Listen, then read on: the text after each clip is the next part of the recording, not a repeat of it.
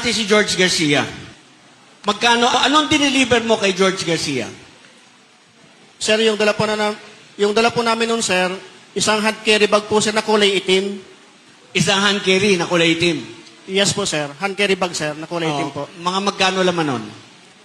Ang nabanggit po sa akin, sir, ni Mark Tiksay, sir, 10 million sir yun, sir, yung laman, sir. 10 million. Yes po, sir.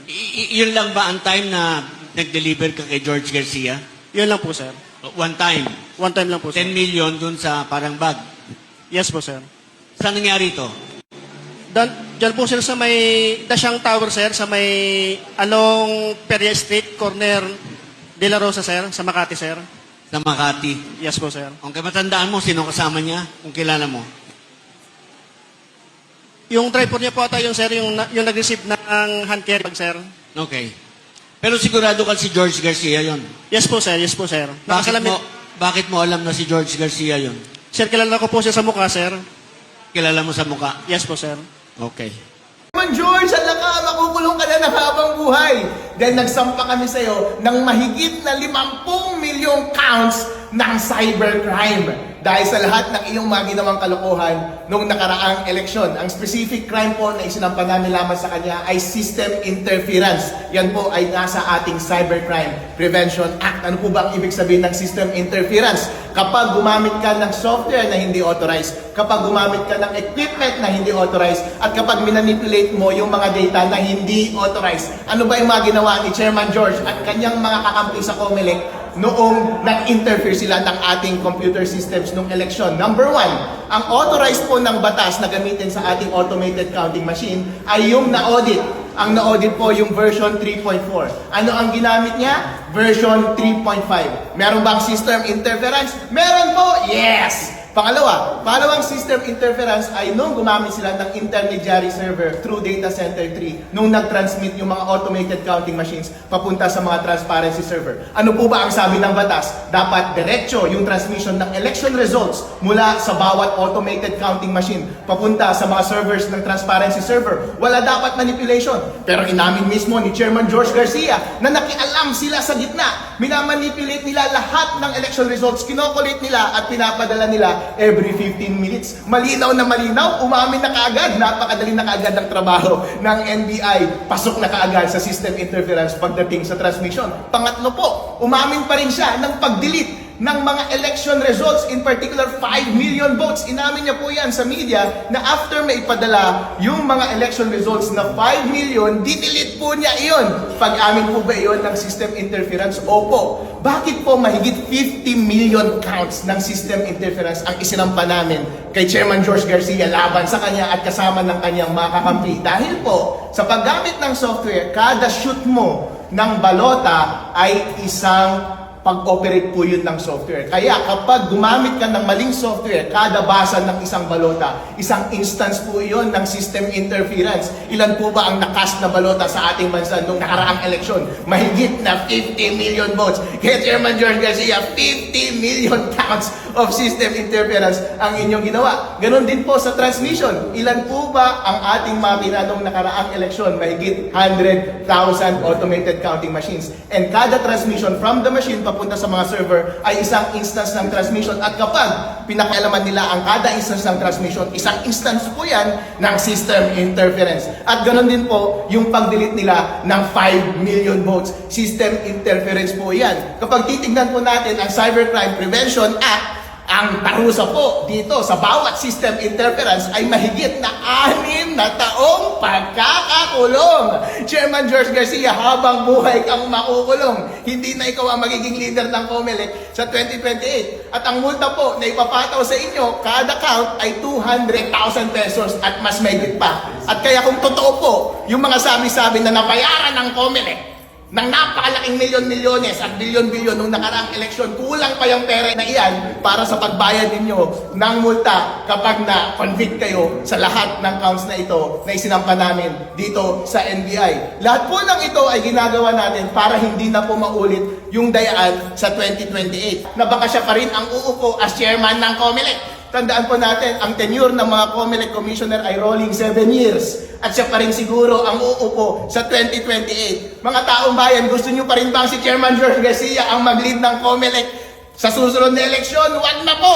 Gusto nyo pa rin po ba ng dayaan? Wag na po! Kaya po namin isinasampa itong kaso na ito para makulong na po siya at hindi na po siya ang maging chairman ng COMELEC sa susunod na eleksyon. Tandaan po natin na ang gravamen ng case ng system interference ay basta nag-interfere ka. Hindi na mahalaga na yung pag-interfere mo ay para magtanim ng daya o hindi. Sa totoo lang po, napakadali ng trabaho ng NBI ngayon kasi inamin na lahat ni Chairman George na nag-interfere siya sa software at nag-interfere siya sa equipment sa pamamagitan ng mga intermediary server at pag-delete ng mga data. Kung meron mang dayang ginawa o hindi po yun ang mahalaga. Ang gravamen po ng krimen ay nag-interfere ka, nakialam ka na hindi naman dapat. And that simply merong dahilan para i-prosecute na kaagad criminally itong si Chairman George Garcia at ipakulong na siya habang buhay dahil mahigit na 50 million counts itong kaso na ito. Sa totoo lang po, napakadali ng trabaho ng NBI ngayon dahil lahat ng ebidensya po ay nasa media na inamin lahat ni Chairman George ang lahat ng interference na kanyang ginawa. Kasama namin ang napakaraming pari, mga bishop at napakaraming general. Ibig sabihin, kampi namin ang Panginoong Diyos at ang militar sa ating bansa. Nagkaroon ba ng dayaan noong 2025 elections? Nagkaroon ba ng nakawan ng boto ng sambayanang Pilipino? May mga very disturbing signs. At yun po yung gusto nating malaman sa kaso na sinampa natin ngayon. So, a group of bishops and retired generals and civil society leaders nagsampa po ng complaint dito sa NBI dahil gusto nating malaman ang katotohanan. May tatlong allegations po tayo essentially. Una, kasi yung certified and audited na software program na 3.40 na dapat i-install sa lahat ng automated counting machines in all precincts nationwide, pinalitan nila ng unaudited and uncertified program 3.50. Yun pong una. Pangalawa, nasa batas kasi required na lahat ng election returns galing sa ACMs, counting machines, sa lahat ng presinto nationwide, dapat directly na ipapadala yan sa COMELEC Central Server at sa 5 transparency servers tulad ng PPCRV, Media, NAMFREL at yung dominant political parties. Pero hindi ganyan ang nangyari. Pinadaan nila sa isang intermediary server or system doon sa Data Center 3. At ito yung unang tumanggap ng proseso at ng consolidate ng election results data bago pinadala sa PPCRV, sa NAMFREL, sa Media at 2 dominant political parties. So, gusto nating malaman, nagkaroon ba ng alteration or manipulation o dayaan? So, that's why po, in-invite natin ang itong NBI na pwede bang imbestigahan ninyo para malaman natin ang katotohanan. So, yun ang po, Chairman George Garcia, hindi po lahat ng Pilipino ay bulag at takot at natutulog. Mahaba po ang kamay ng hustisya. Kung may ginawa po kayong kalokohan, maabot at maabot din po kayo ng kamay ng batas at mapapaisalalim kayo sa batas at hustisya ng ating bansa. So yun ang po, no? Ito po, si former president ng Financial Executive of the Philippines, no? Si Franklin Isaac, may gusto siyang explain sa inyo. Pagbigyan mo natin siya ng pagkataon. Maraming salamat, Alex, sa Arod. Kami po yung, sa unang-una po, ang PNP trio po, na-form namin, si General Ellis at si Gas. Nag-umpisa po kami noon at nag-iimbestiga po kami. Ang naging problema po namin noon, hindi namin makuha yung mga data. Kaya nag-file kami ng case after case hanggang nag-mandamus. Hanggang sa Mandamus 1 and Mandamus 2, hindi po kami sinasagot ng COMELEC. Kaya po, nandito kami, tulong po nitong ating mga abogado, that we should now file dito sa NBI po para sila na mismo ang mag-imbestiga at makuha sana at ma-validate po yung prosesong binabanggit kanina, Alex, dito, that the process itself can really be audited by the NBI people. Yan po ang inaasahan namin dito. Pag nagawa po nila yan at lumabas sa katotohanan, na po ang magiging resulta. Kaya itong ating mga marami po kami dito at naniniwala po kami na hindi na dapat maulit yan sa 2020. Yan lang po. Are you also asking for a recount? Kasi kanina We are that was not asking for a recount. We are not asking for the nullification of the results of the 2025 elections. We just want to establish merong bang nagkaroong dayaan, manipulation, alteration of the electoral results. No? We just want to establish kung merong criminal culpability yung COMELEC. No? So that's why we're inviting NBI to make this investigation. In the hypothetical situation na yung inyong suspicion ay ma-confirm in the investigation, now we're just speaking in conjectures here.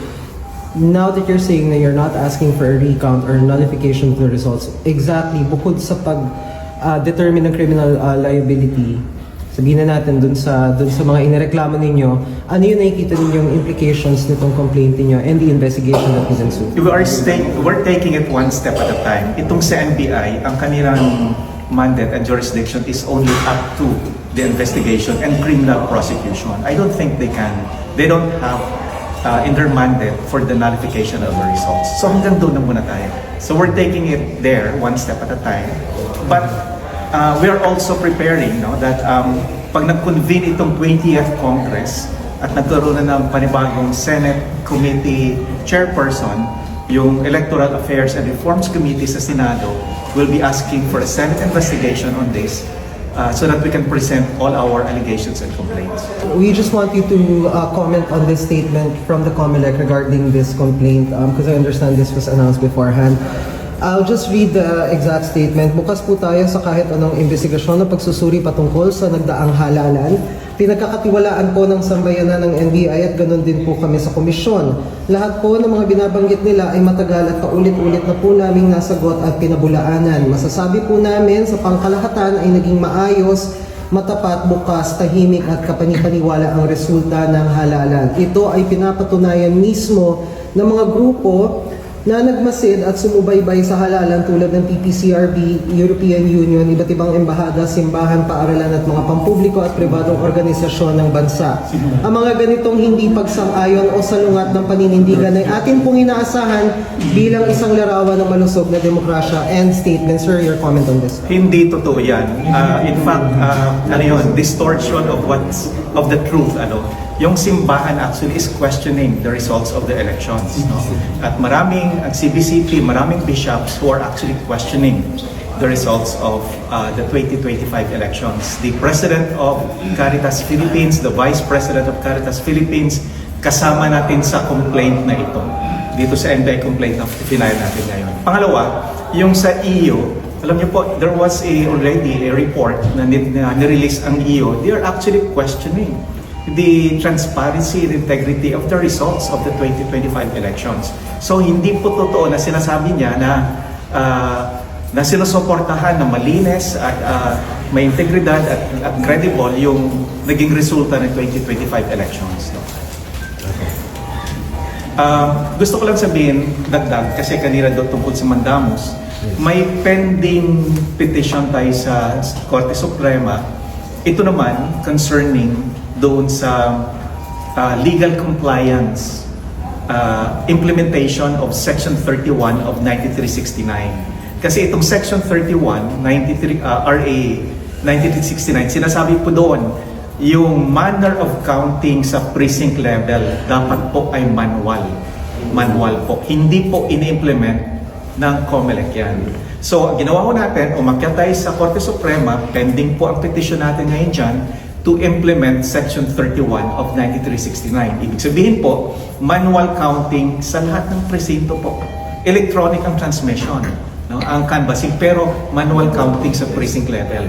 Ibig sabihin po, ang effect po nito, this is a hybrid election.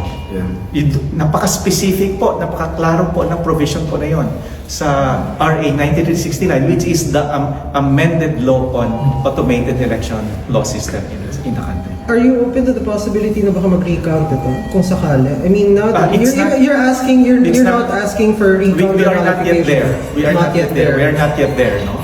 But anything is possible. We just want to establish the truth right now.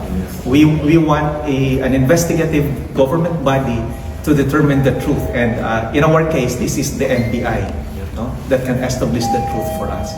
Gusto lang natin malaman, nagkaroon ba ng manipulasyon noong 2025 elections?